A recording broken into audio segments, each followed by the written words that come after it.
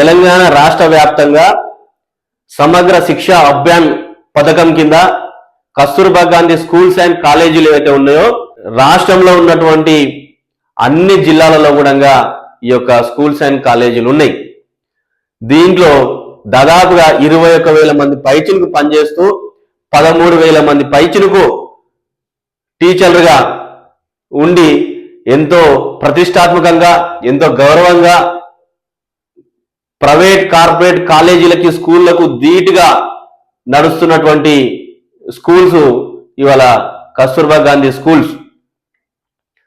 కానీ వీటిని పట్టించుకోకుండా రాష్ట్ర ప్రభుత్వము వీటికి నిధులు ఇవ్వకుండా దాంట్లో పనిచేస్తున్నటువంటి సిబ్బందులకి జీతాలు ఇవ్వకుండా వారిని పొమ్మన లేక పొగబెడుతున్నట్టు చందంగా నడిపిస్తున్నటువంటి తీరు తెలంగాణ రాష్ట్రంలో ఉంది. పేద విద్యార్థులకు చదువు దూరమయ్యే ప్రమాదం ఉంది.